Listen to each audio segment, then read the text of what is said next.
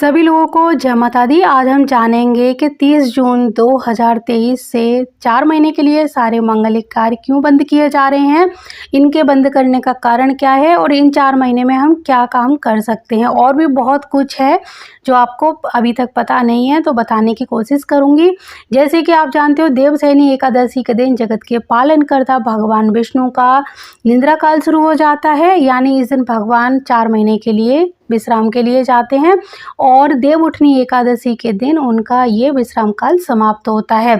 इसलिए इन 4 मासों में सारे मांगलिक कार्यों पे रोक लगा दी जाती है। इस समय आपके यहाँ पे कोई विवाह, गृह प्रवेश, मुंडन या फिर जनेऊ संस्कार अगर होना है तो अभी इन 4 महीनों में क्यों नहीं करना चाहिए, इसके बारे में मैं अभी आपको बताऊंगी। क्योंकि इन 4 महीने में इस तरह के मांगलिक कार्य बिल्कुल निषेध बताए गए हैं। आइए अब जानते हैं कि चतुर्थ मास में कौन कौन से काम हैं जो किए जा सकते हैं। यानी आप चतुर्थ मास में नए घर का निर्माण कर सकते हैं, लेकिन गृह प्रवेश नहीं कर सकते। इसी तरह आप अपने बच्चों की सगाई कर सकते हैं, लेकिन शादी नहीं कर सकते। बच्चों का स्कूल में दाखिला दिला सकते हैं, नया वाहन भी खरीद सकते हैं, भूमि, भवन और वाहन खरीद सकते हैं। लेकिन बस आपको जो पूजा की विधियां हैं जो पूरे परिवार के साथ संपन्न होती हैं, वो विधियां अभी नहीं कर सकते। मुंडन नहीं कर सकते, जनेऊ संस्कार नहीं कर सकते। खास तौर से बिना कुंडली दिखाए तो ये सारे काम ना करें तो ही ज़्यादा अच्छा है। क्योंकि आपकी कुंडली में अगर कोई ख़राब योग रहा और आप इन योग में ये काम करेंगे तो आपको उसका कोई अच्छा फल प्राप्त नहीं होगा। आइए जानते हैं कि अब ये मांगलिक कार्य क्यों रोक दिए जाते हैं इन 4 महीनों के लिए, इनके पीछे का कारण क्या है।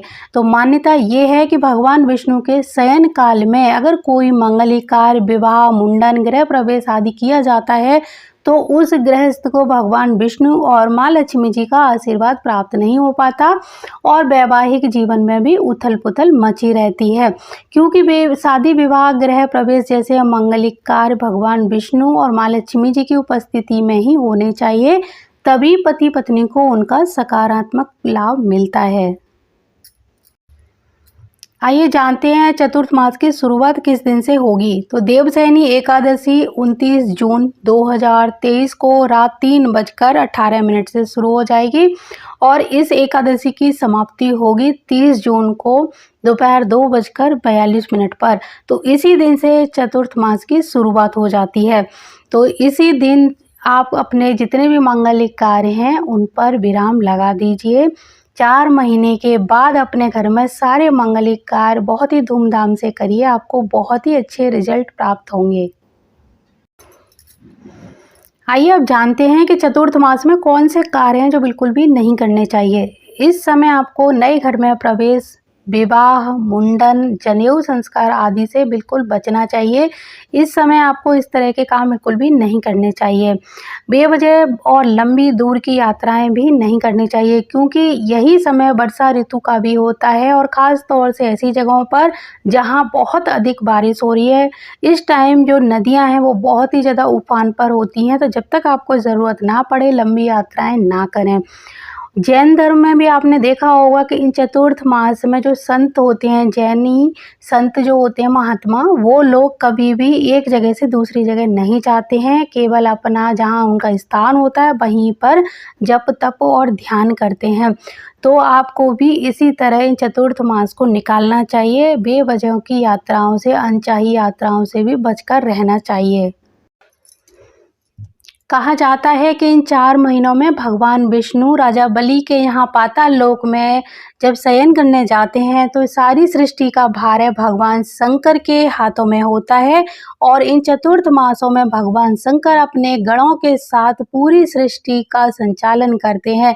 तो इन 4 महीने में आपको भगवान शंकर, भगवान विष्णु की पूजा करनी चाहिए, कथा और पुराण पढ़ने चाहिए, योग प्राणायाम करना चाहिए, दान और सेवा करनी चाहिए, पितरों का तर्पण और श्राद्ध किया जा सकता है। तो इस तरह के कार्य करने से सृष्टि के पालनकर्ता भगवान विष्णु तो खुश होंगे ही, साथ ही साथ सृष्टि के संहारकर्ता भगवान शिव का भी आपको आशीर्वाद प्राप्त होगा। तो माँ पार्वती जी की पूजा करिए, क्योंकि इन सावन के महीने में आपने देखा होगा शिव जी की बहुत अधिक पूजा होती है, क्योंकि उस समय भगवान शंकर हमारी सृष्टि का पालन कर रहे होते हैं। कौन कौन से होते हैं चतुर्थ मास? पहले जानते हैं हिंदी के महीनों में। हिंदी के महीने में श्रावण, भाद्रपद, अश्वन और कार्तिक का जो महीना होता है वो चतुर्थ मास कहलाता है। इसी तरह अगर इनको अंग्रेजी के महीनों में देखा जाए तो आप जुलाई, अगस्त, सितंबर और अक्टूबर के महीने को मान सकते हैं। तिथि के हिसाब से इसको देवशयनी एकादशी से लेकर देव उठनी एकादशी के बीच में जो दिन आते हैं वो चतुर्थ मास कहलाते हैं और इन दिनों में सारे मांगलिक कार्य वर्जित होते हैं।